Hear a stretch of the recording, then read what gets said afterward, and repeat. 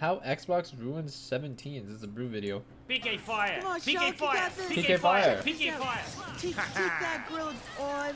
Oh, the There you Lucas go, I combo. got you. A good old smash from Chill. Video games are serious business. Or at least that's what the internet tells me.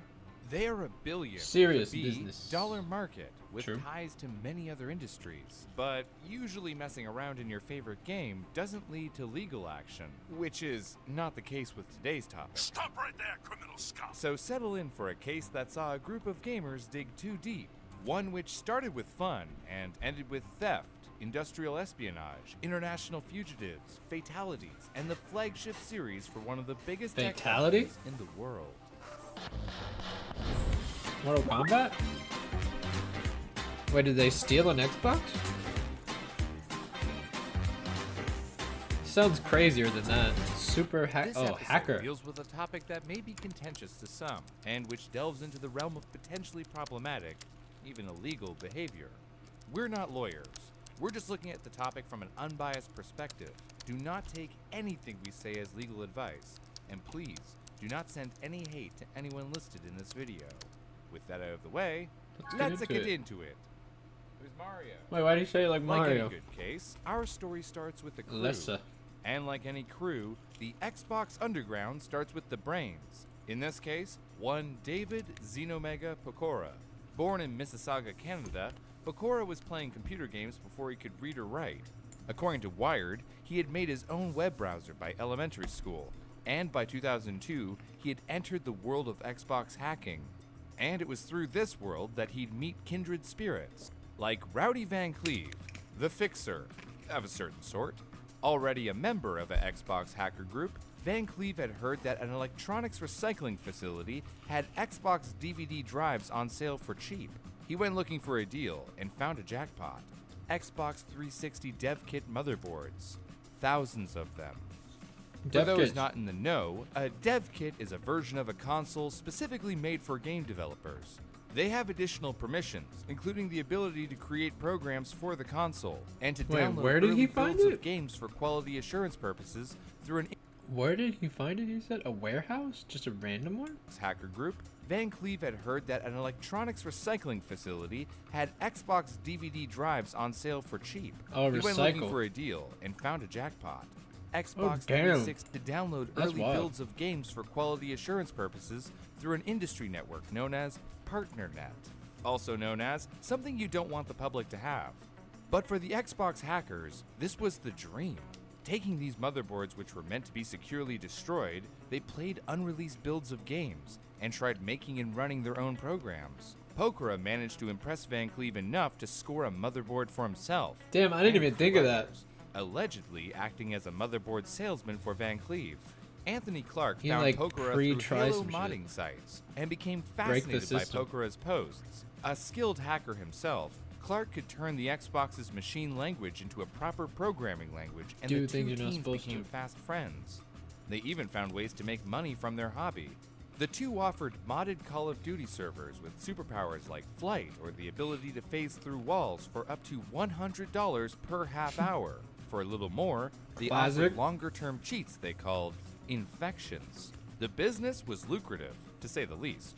Reportedly, the two made up to $8,000 on busy days, and Pokora's action drew eyes to him. Eyes from people like Dylan Super Day Wheeler, the wild card. An Australian teen, Wheeler was only 14 in 2010 when he got a hold of a list of Epic Game Forum usernames and passwords from a friend of his. Looking through the list, Wheeler discovered credentials belonging to an IT admin. Wheeler knew he had found something big, and he knew exactly who to bring it to. Pokora was interested, but he didn't want to just log into Epic's network from his own IP address. That's when he turned to another of the growing group. Sanad Sonic Neshiwat had something the others didn't. A hacked modem that let him hide his location. Neshiwat downloaded an early build of damn. hit titled Gears of War 3. The group started playing the unfinished build and showing it to their friends. One of these was Justin MTW May, a hacker who had bought a dev kit motherboard from Pokora previously.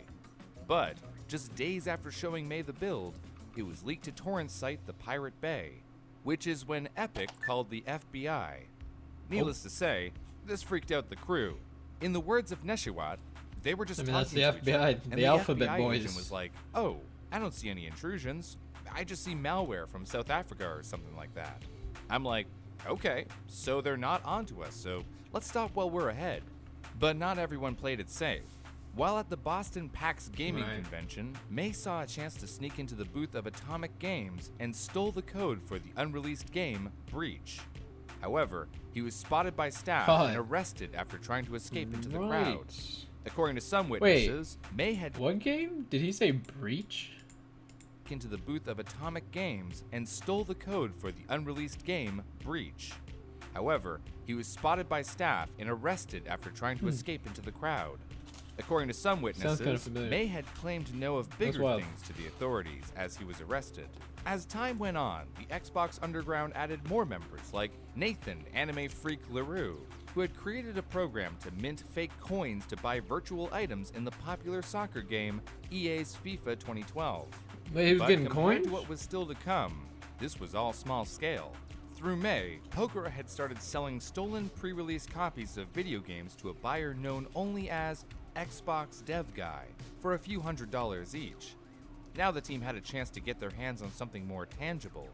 While poking through internal Microsoft servers, the team had managed to dig up the specs on Microsoft's upcoming project, Durango, better known these days as the Xbox One.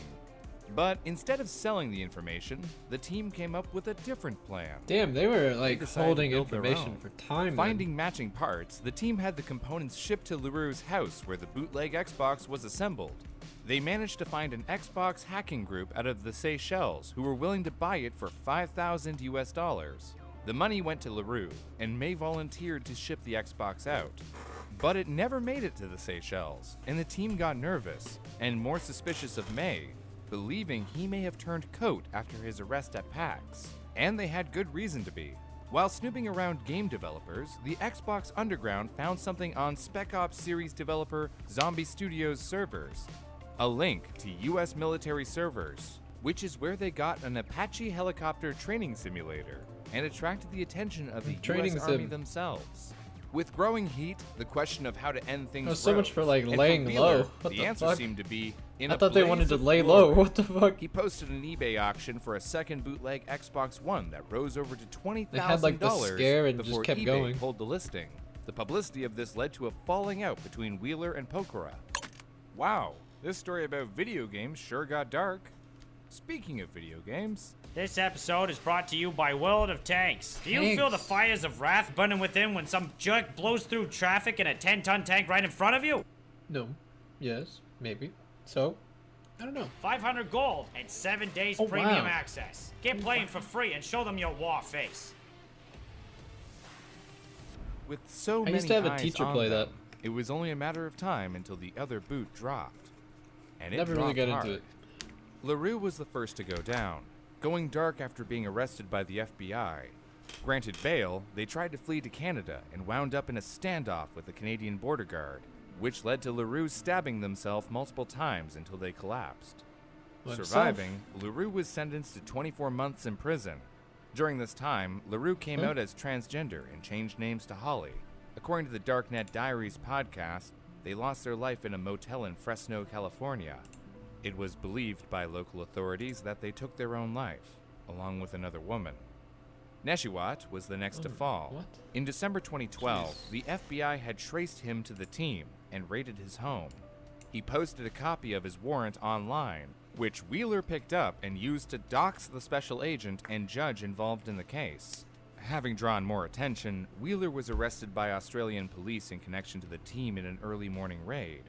Released on bail, Wheeler fled from Australia to his mother's home country, the Czech Republic, resulting in his mother being arrested and sentenced to 18 months in prison for aiding in his escape. Pokora was arrested in Oh, this makes me wanna 2014 watch while Mr. crossing Robot the even border more. into the What the USA fuck? to pick up a bumper. Out of every video I picked this one, and this made me want to just fucking turn on to Mr. Robot again. I'm so close to for his finishing that. project car, which May had held onto for him. Both This feels like Pokora a and like a Neshiwat side were sentenced episode I'm to hearing 18 right now. months in This is prison. ridiculous. After LaRue's arrest, Clark and another team member, Austin AA Monkey Alcala, had started a business selling fake FIFA coins, which had blossomed into a $1 million venture. Both were Damn. arrested for wire fraud. Alcala cooperated and faced only supervised release in a plea bargain.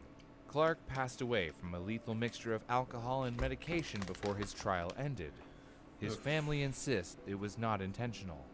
And May? Well, after the case closed, he was arrested on separate charges of scamming companies like Cisco and Microsoft out of millions of dollars worth of hardware. What had started with simple curiosity Those some had big turned into companies. something bigger, Jeez. something uglier. It had gone from a group of friends playing games to a mess of legal and moral offenses that destroyed lives, and even ended some. In the end, well, maybe Pokора's words best sum it up. As much as I consciously made the decisions I did, I never meant for it to get as bad as it did. What it turned into, it's regrettable. Damn. Hey folks, thanks for watching the episode, and thank you to World of Tanks for sponsoring it. We had a Was pretty crazy. Sounds like they lost it and they even acknowledged it. That's crazy. Absolutely wild. It just felt like a mini Mr. Robot episode. Side episode. That was interesting.